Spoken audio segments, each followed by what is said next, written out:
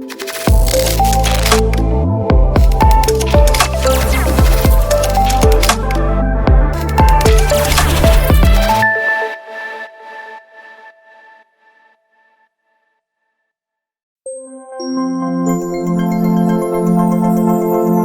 and welcome to Pandora FMS. In today's video, we'll see what alert escalation is and how to configure it according to your needs.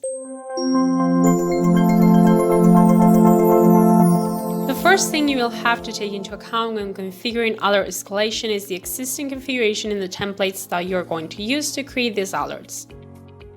More specifically, we will go to the Management Alerts Templates view and open any one to access Step 2, where you configure the conditions and you will see the values that may be interesting for this topic.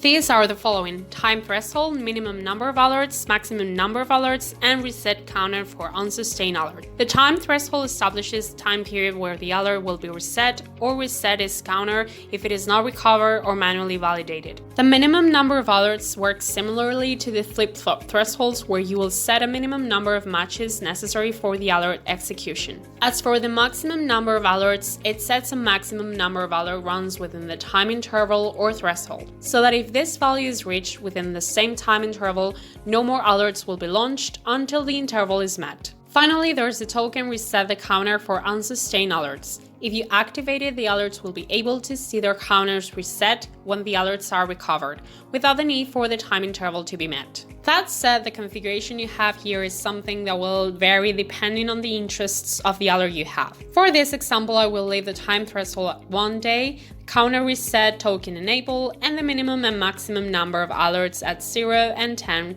accordingly.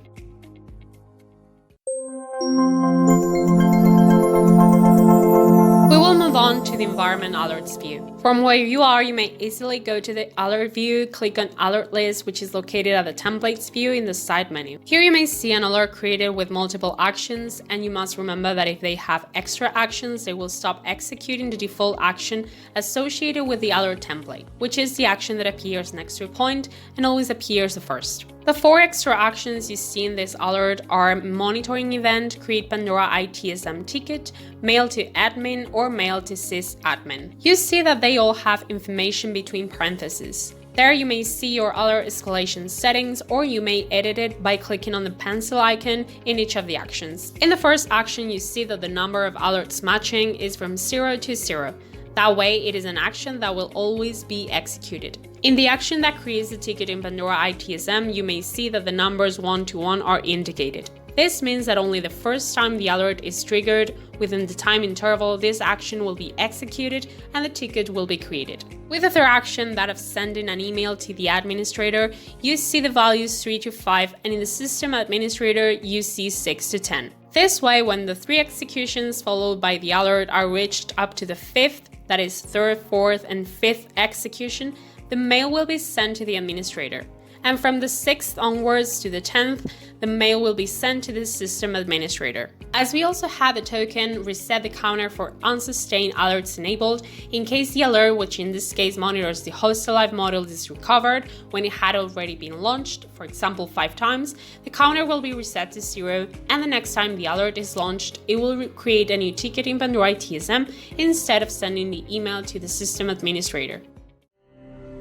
And that was it for today's video. Don't forget it, if you liked the video, smile, give it a thumbs up, and subscribe. Any suggestions, questions, or ideas, please leave them in the comments below. Remember that if you're interested in trying Pandora FMS Enterprise, you may contact us to get a free 30-day trial. Thank you very much for your time, and we hope to see you on social media and in future learning videos.